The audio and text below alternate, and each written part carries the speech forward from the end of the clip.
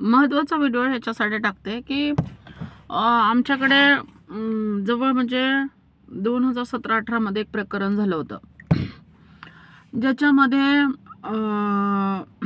मानवतकडील, परभणी जिल्ह्यातील मानवतकडील मुलींना आणलं जात होतं वेश्या व्यवसायासाठी. आणि माजलगावात त्याच्यामध्ये मोठी धाड पडली होती. त्याच्यामध्ये धरले होते लोक, काही म्हणजे जे हे रॅकेट चालवतात त्याच्यावर धरले होते. तर त्याच्यामध्ये व्हॉट्सअपवर त्या महिलांचे फोटो पाठवले जायचे, त्यांचे आधार कार्ड पण पाठवले जायचे की हीच मुलगी आहे का, आणि त्यांचं वय किती आहे, त्यांचं देखणेपण कसं आहे, रंग कसा आहे, त्यांचा बांधा कसा आहे, असं ते त्याच्यातून ते व्हॉट्सअपला ते पाठवलं जायचं. आणि त्याच्यावरती मग त्याचा ते रेट ठरला जायचा. आणि मग त्या माजलगावमध्ये असं कळल्याच्या नंतर मग ती फार उलथापालथ झाली, कारण वेगळ्या ह्याच्यामध्ये त्या महिला होत्या जास्त. आणि मग अशामुळं मग ती DYSPच्या पथकांनी वगैरे त्यांनी ती धाड टाकली होती. पण त्याच्यानंतर त्या काय झाल्या की जे मोठे लोक होते त्याच्यातले, म्हणजे ज्यांच्याकडे ह्या मुली जात होत्या, म्हणजे पॉलिटिशियन जे लोक होते, पण त्यांची नावं कुठे आली नाही. परंतु ज्यांनी ते व्हॉट्सअपवर ते पाठवायचे, मग त्यांच्यावरती काहीतरी अशा कारवाया झाल्या त्या, परंतु ते मोठ्या प्रमाणावर ते प्रकरण दाबलं होतं.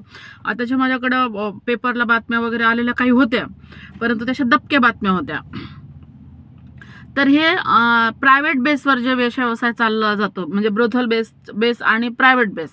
तर ब्रोथल बेसवर डायरेक्टली असतं, ते ठरलेले ठिकाण, गल्ल्या वगैरे अशा असतात. परंतु प्रायव्हेट बेसवरचं कसं असतं की व्हॉट्सअपवर पाठवायचं, कुठून महिला आलेले आहेत ते पाठवा, हे करायचं, आणि गाडी कुठं तुम्हाला घ्यायला येणार ते सांगितलं जाणार, आणि मग तिथं ती गाडी थांबवून घेऊन त्या महिलेला, त्या मुलीला ते घेऊन जाणार.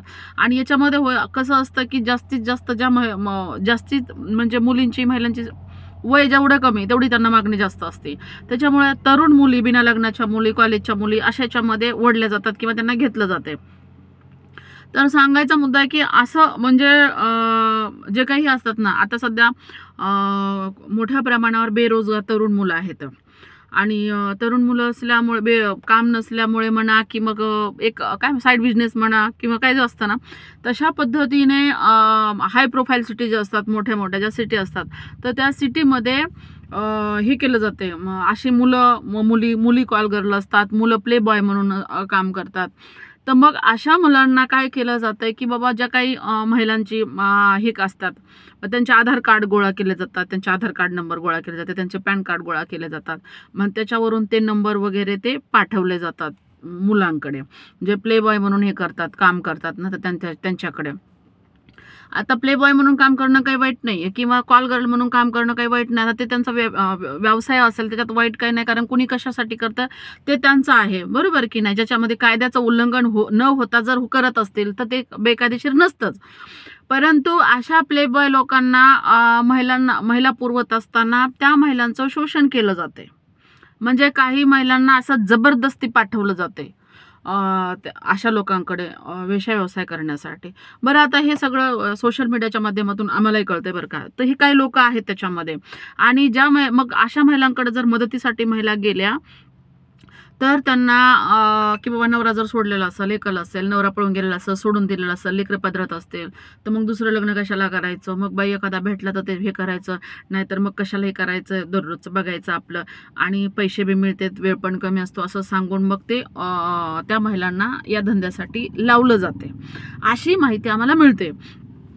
त्याच्यामुळं होईल तेवढं सांगण्याचा मुद्दा हा आहे महत्त्वाचा, की कुणालाही आधार कार्ड, आपले पॅन कार्ड, जे आपले बँकेला जोडलेले असतात, जे आपले इन्कम टॅक्सच्या संबंधित, आता खूप श्रीमंत लोक पण आहेत ना, मग ते त्याच्यामध्ये त्यांना पण जोडलेले असतं, ते इन्कम टॅक्सच्या संबंधित आपले पॅन कार्डला जोडलेले असतात माहिती, आपले आधार कार्ड हे केलेले असते. त्याच्यामुळं कुठे आपण जात असो, तर आपला एक वैयक्तिक नंबर देणं वेगळी गोष्ट आहे, आपली ओळख म्हणून आपला फोटो पाठवणं एक वेगळी गोष्ट आहे, परंतु आपला आधार कार्ड आणि पॅन कार्ड याचा गैरवापर व्हॉट्सअपद्वारे होऊ शकतो. आपण एक महिला आहोत आणि ही वेश्या व्यवसाय करण्यासाठी तयार आहे म्हणून आपली माहिती पुरवली जाऊ शकते, आणि मग जास्तीत जास्त महिला या व्यवसायात याव्यात, किंवा मग याच्यातून आपल्याला पैसे मिळत म्हणून काही लोक मोठ्या शिताफीने त्यांचे ॲड्रेस, त्यांचे पत्ते घेतात, मग त्यांच्या घराची रेकी करणं असेल, त्यांच्या वेगवेगळ्या महिलांच्या घरात घुसणं असेल, मग त्यांची वैयक्तिक माहिती काढून ती माहिती काढून ती जमा करून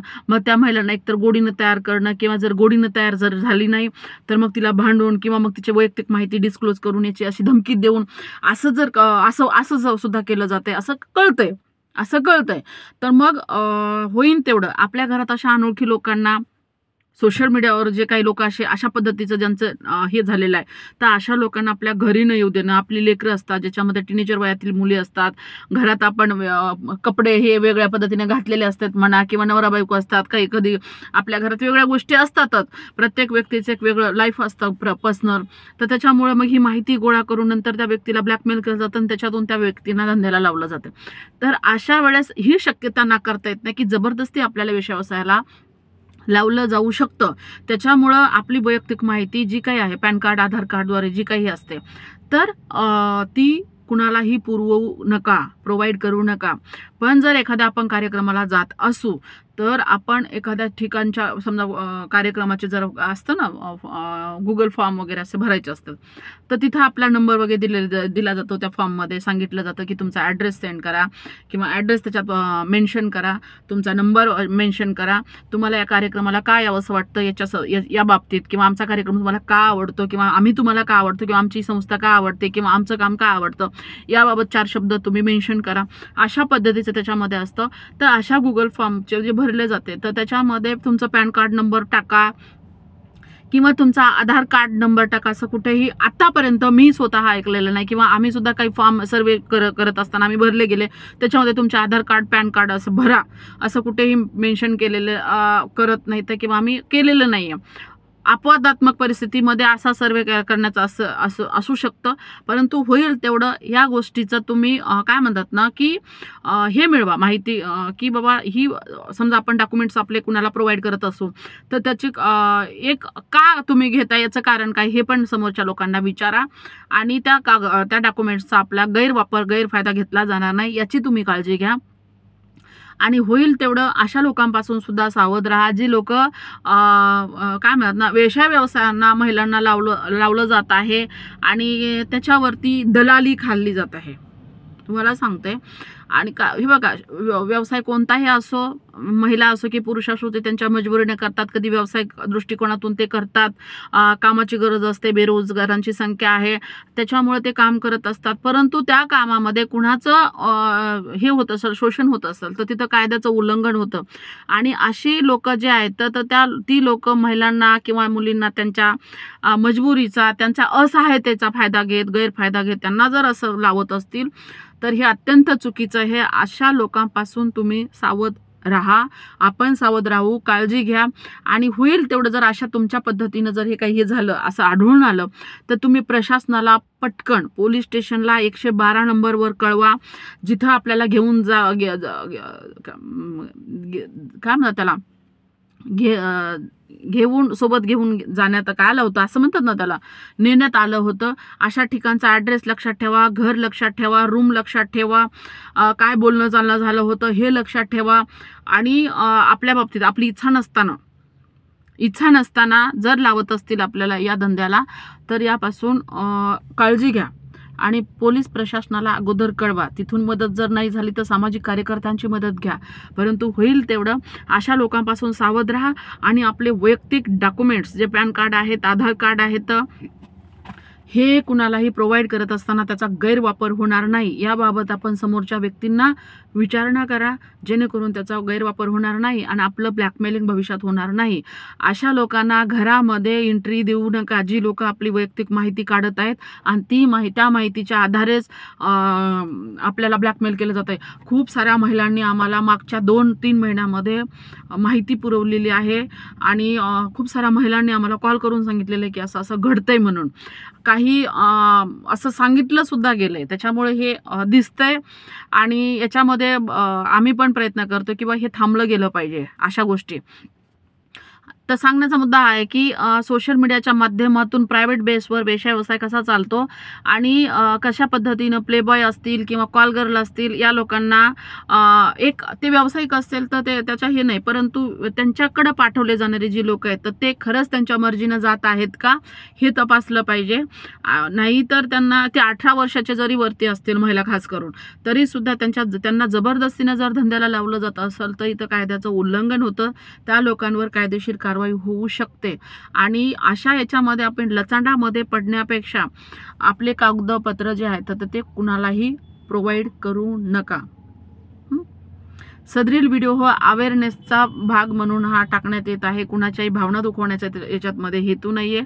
काही गोष्टी आम्हाला समजलेल्या आहेत आणि गेल्या 20 वर्षापासून आम्ही समाजकार्यामध्ये असल्यामुळे 2017-18च्या गोष्टी आहेत इथे ह्याच्यामध्ये माजलगावमध्ये असे रॅकेट पकडले होते प्रायव्हेट बेसवरती. महिला मुलींना मोबाईलवरून पुरवलं जात होतं त्यांचे आधार कार्ड हे करून त्यांचे हीच येणार आहे महिला आणि तिचा बांधा असा आहे, तिचा रंग असा आहे, तिचा असा आहे, हे केलं जात होतं. त्याच्यामुळं ह्या उदाहरणावरून आम्ही सांगतो की अशी कागदपत्र आपली कुणाकडे प्रोव्हाइड करू नका. थँक्यू.